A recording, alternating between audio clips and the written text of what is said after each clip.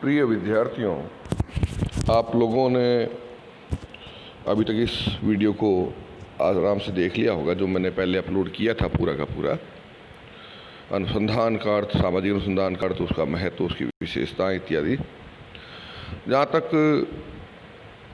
सामाजिक अनुसंधान के संदर्भ की बात है, मैं यही चाह रहा था कि आपको पहले आप उसे पढ़ लें, उसके बाद में मैं आपको अपना जो है इसका डिटेल में इसको समझाऊंगा, तो आपको आसानी में ये बात समझ में आ जाएगी। जैसा कि यहाँ पर आपको स्पष्ट दिखाई दे रहा है कि सामाजिक अनुसंधान जो शब्द है दो शब्दों से, सामाजिक प्लस अनुसंधान से बना है।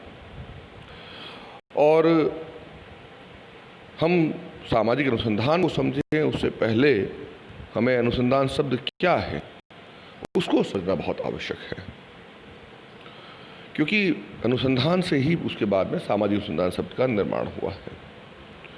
अगर आप देखें तो इसमें इस पर दिखाई दे रहा है इस क्लिप में, और एक प्रकार से ये आपके नोट्स भी हैं। आप चाहे तो इसको पूरा नोट्स की तरह इसको उतार सकते हैं, इसको सेव कर सकते हैं। तो अनुसंधान जो शब्द है वो अंग्रेजी के रिसर्च का हिंदी अनुवाद है, और जिसकी उत्पत्ति दो शब्दों री तथा सर्च से हुई है। री प्लस सर्च। री का तात्पर्य होता है फिर से, और सर्च का तात्पर्य होता है खोज या अनुसंधान। इस तरह से रिसर्च का मतलब हुआ पुनः खोज करना। तो बहुत आसान सी बात है, इस शब्द से ही हमें समझ में आ जाता है। अगर आप देखेंगे एग्जाम के दिनों में आपके जो 2 नंबर सवाल आते हैं या छोटे सवाल जो आते हैं, 4 नंबर का जो सवाल आता है, आप बड़े आराम से उसमें इन सब बातों से इसको आप सॉल्व कर सकते हैं, और बहुत आसान है इसको समझना।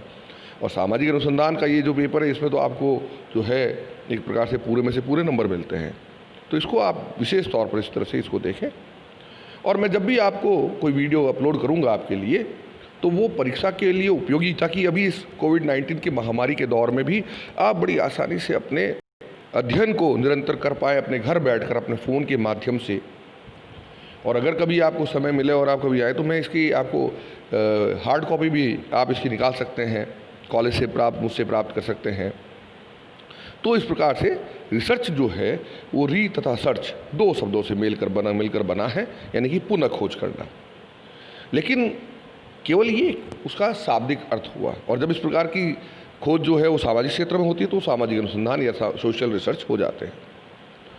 इस प्रकार से अगर आप देखें तो अनुसंधान वह व्यवस्थित वैज्ञानिक पद्धति है जिसमें वैज्ञानिक उपकरणों के प्रयोग द्वारा वर्तमान ज्ञान का परिमार्जन, उसका विकास अथवा किसी नए तथ्य की खोज द्वारा ज्ञान कोश में वृद्धि की जाती है। यानी कि स्पष्ट है कि सामाजिक तथ्यों, घटनाओं एवं सिद्धांतों के संबंध में नवीन ज्ञान की प्राप्ति हेतु प्रयोग में लाई गई वैज्ञानिक पद्धति ही सामाजिक अनुसंधान है। ये जो सारी बातें लिखी हुई, इसका मतलब क्या है कि केवल पुराने ही ज्ञान की प्राप्ति ही अपने आप में काफ़ी नहीं है, बल्कि उस पुराने ज्ञान में उसकी बार बार खोज करना। क्योंकि जो पहले किसी ज्ञान के बारे में बात की गई है उसकी सत्यता तक पहुंचने की हमने प्रयास किया था, या वैज्ञानिकों ने जो बात की है, अनिवार्य नहीं है कि आने वाले समय में या आज के समय में भी वो उतना ही कारगर हो, उतना ही इम्पोर्टेंट हो सकता है उसमें कुछ बदलाव आ गया हो। जैसे यहाँ पर मैं एक उदाहरण देता हूँ, जो इसमें तो नहीं लिखा है लेकिन मैं आपको बताता हूँ कि पहले किसी वक्त में ये कहा जाता था कि अगर कोई व्यक्ति, मान लीजिए उसका हाथ वगैरह जल जाता है या जल जाता है, तो उसको जो है पानी से दूर रखें और उसको ज़मीन पर लौटाएं या कंबल ढक दें या इस तरह से करें, और इससे उसकी जलन जो है वो उसकी आग को बुझाएं, और फिर उसके बाद में उसका इलाज किया जाए। धीरे धीरे यही वैज्ञानिक बात जो थी, धीरे धीरे डॉक्टरों ने उसको चेंज किया और उनका नहीं, आप जो उसके ऊपर पानी डालें, और पानी भी केवल ऐसा ही नहीं, ठंडा पानी डालें ताकि उसके फफोले हो जाएं। पहले फफोले होना बुरा, मतलब गलत माना जाता था लेकिन अब कहा जाता है कि नहीं, फफोले हो जाए तो ठीक है, क्योंकि वो फफोले होने का मतलब ये है, या उसके फाले जो हो जाते हैं, इसको हम मारवाड़ी में फाले भी कहते हैं, वो फफोले जो है वो उसकी बॉडी के अंदर की जो हीट उस जलन से जो हो रही है उसको बाहर लेके आता है, और वो हीट जब बाहर आती है तो चमड़ी में फफोले पड़ जाते हैं। वो कहता है इससे क्या है कि वो हीट बाहर आ जाएगी, नहीं तो हीट अंदर की तरफ जाएगी स्किन में तो ज़्यादा डैमेज करेगी। तो इस प्रकार से सामाजिक अनुसंधानों में भी वही बात है जिस प्रकार से अन्य विज्ञानों में होता है कि समय समय पर उस पुरानी खोज को उस पर फिर से खोज की जाए, उसकी बार बार सत्यता की जांच की जाए, और नए ज्ञान की प्राप्ति भी की जाए। इस प्रकार से चीज़ें उसमें देखी जाती हैं। अब हम यहाँ पर उसकी सामाजिक अनुसंधान की परिभाषाओं पर बात करें। सामाजिक अनुसंधान की परिभाषाओं में सबसे पहले यहाँ पर आपको दिखाई देता है मोजर के शब्दों में, यानी कि मोजर ने जो विद्वान हैं उन्होंने क्या कहा है, वो कहते हैं सामाजिक प्रघटनाओं एवं समस्याओं के संबंध में नवीन ज्ञान प्राप्त करने की व्यवस्थित खोज ही सामाजिक अनुसंधान है। यानी कि सामाजिक घटनाओं और समस्याओं के संबंध में जो सामाजिक घटनाएं घटित हो रही हैं, जो प्रघटनाएं हमारे आसपास घटित हो रही हैं या जो समस्याएं हैं, उनके संबंध में नई जानकारी कैसे प्राप्त की जाए, उसकी जब व्यवस्थित तरीके से उसका अध्ययन किया जाता है, एक वैज्ञानिक प्रणाली के आधार पर जब उसका अध्ययन किया जाता है, तो उसे ही सामाजिक अनुसंधान कहा जाता है।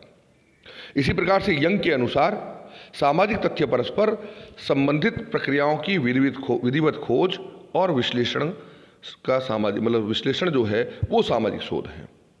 यानी कि सामाजिक जो तथ्य, सोशल फैक्ट्स जो हैं, उसका परस्पर संबंधित प्रक्रियाओं की एक व्यवस्थित तरीके से जो खोज की जाती है, उसका जो विश्लेषण जो किया जाता है, वही सामाजिक शोध है।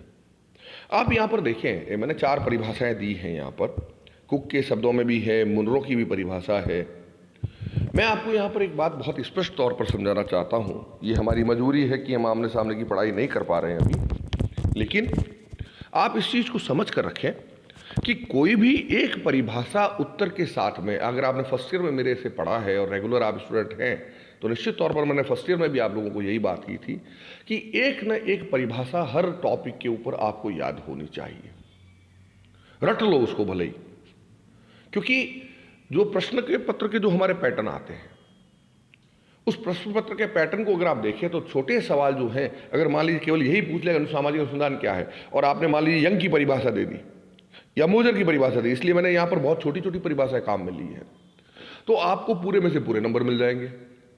और मान लीजिए अगर आपने उसको और भी आपने थोड़ा विस्तृत लिखना है, तो आप उस परिभाषा के आधार पर उसकी विशेषता और महत्व को समझा सकते हैं।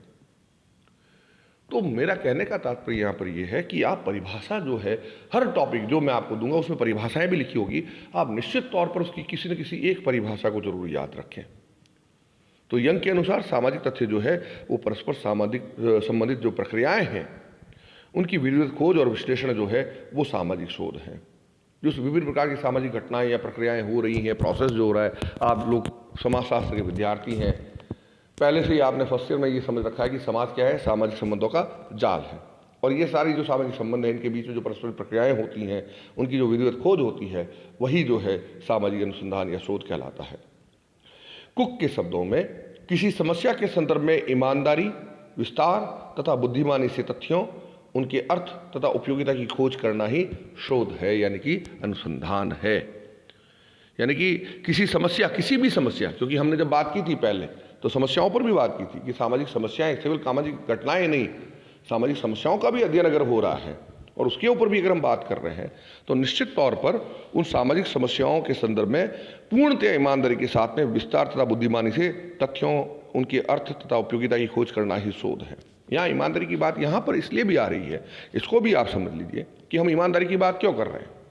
क्योंकि जब अन्य वैज्ञानिक विधियों में, चाहे वो प्राकृतिक विज्ञान हो, जीव विज्ञान हो, दूसरे विज्ञान हो, उसमें मानव का अध्ययन नहीं करता है, बल्कि मानव किसी दूसरे का अध्ययन करे। मान लीजिए जैसे ब्लड टेस्ट हो रहा है, ये भी एक प्रकार का वैज्ञानिक शोध है, खोज है, एक प्रकार का अध्ययन है, ये भी अनुसंधान है। डॉक्टर के पास हम जाते हैं, बीमार आदमी जाता है, सर ये है, डॉक्टर से बोले कि साहब ब्लड टेस्ट करा लो, ये यूरिन टेस्ट करा लो, ये थूक टेस्ट करा लो, वो करा लो, वो टेस्टिंग होती है। अब उसमें जो लैब में जब उसको देखा जाता है तो उनको उस ब्लड से कोई लेना देना नहीं होता है, उससे कोई उसका भावात्मक संबंध नहीं होता है उस टेक्नीशियन का। तो जो जैसा दिखता है वो वैसी रिपोर्ट दे देता है, उसके आधार पर डॉक्टर इलाज करता है। लेकिन जब इंसान पर अध्ययन करता है ऐसा, क्योंकि हमारे सामाजिक अनुसंधान में हम मानव समाज का अध्ययन कर रहे हैं, तो मानव समाज का जब हम अध्ययन करते हैं तो मानव समाज में संभवतः ये ऐसा हो सकता है कि हम जो है किसी से प्रभावित हो जाए, वो किसी एक जाति, किसी समुदाय, किसी संस्था विशेष से हमारा कोई लगाव हो, और या मान लीजिए स्टूडेंट ही हो, मेरे स्टूडेंट्स में, अरे मैंने कहा यार ये तो मेरे स्टूडेंट हैं, इन्हीं का अध्ययन मुझे करना है, तो मैं उसमें कहीं ना कहीं अपने भावों का समावेश कर सकता हूँ, अपने क्रोध या अपने गुस्से या अपने प्रेम के आधार पर उसमें कोई मैनिपुलेट कर सकता हूँ। तो इसलिए ईमानदारी की बात आई है कि ईमानदारी, विस्तार तथा बुद्धिमानी से तथ्यों, उनके अर्थ तथा उपयोगिता की खोज करना ही शोध के अंतर्गत आता है।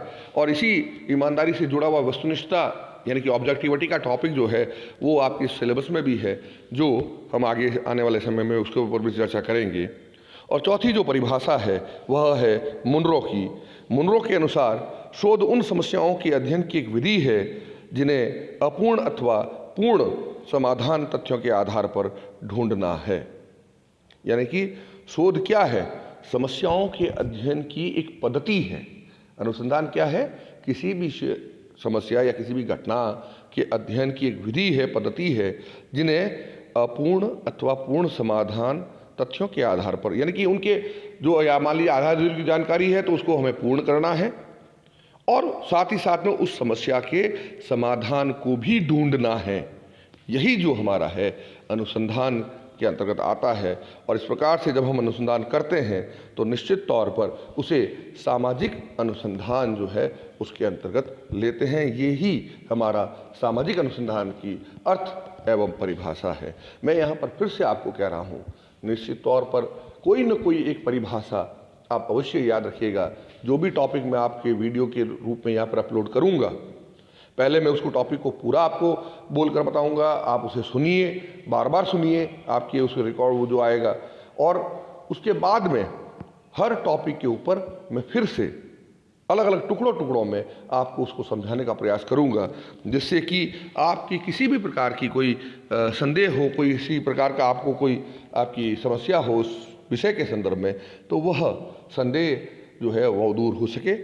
मैंने बार बार ये आपसे कहा है, मैंने ग्रुप बनाया है BA सेकेंड ईयर का, उसमें कई दूसरे लोग भी जुड़ गए हैं जो उस लिंक चूँकि बच्चों ने आगे भेज दिया और वो लिंक्स के माध्यम से जुड़ गए हैं। लेकिन अगर आप अपने वास्तव में आपको अध्ययन करना है, और जैसा कि सरकार की चाह भी है, मंशा भी है प्रशासन की, कि आपके अध्ययन का किसी प्रकार का कोई समस्या नहीं रहे या आपके अध्ययन जो है उसमें कोई गतिरोध ना हो, ये एक बहुत अच्छा प्रयास है। मैं ये चाहूँगा कि आप ज़्यादा से ज़्यादा इसको सुने, इसको पढ़ें। और अगर आपकी कोई समस्या हो, क्योंकि इस ग्रुप में तो आप इस मैसेज नहीं डाल पाएंगे, क्योंकि बहुत से दूसरे मैसेजेस आते हैं और मैं बिल्कुल नहीं चाहता कि उनके ऊपर फिर मैं अनुशासनात्मक कार्रवाई करूं।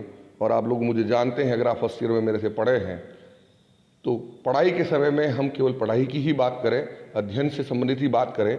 आपकी और कोई कॉलेज से संबंधित समस्या हो, निश्चित तौर पर आप मुझसे मिलें। NSS प्रभारी होने के नाते भी और आपका गुरु होने के नाते भी मैं निश्चित तौर पर आपकी उन समस्याओं में आपकी मदद करूंगा। इस विषय से संबंधित या इस टॉपिक से संबंधित यदि आपकी कोई आपका संदेह हो तो आप मेरे पर्सनल व्हाट्सएप पर ये जो है अपना प्रश्न पूछ सकते हैं, मैं आपको उसका उत्तर अवश्य दूंगा। आज के लिए इतना ही काफ़ी है।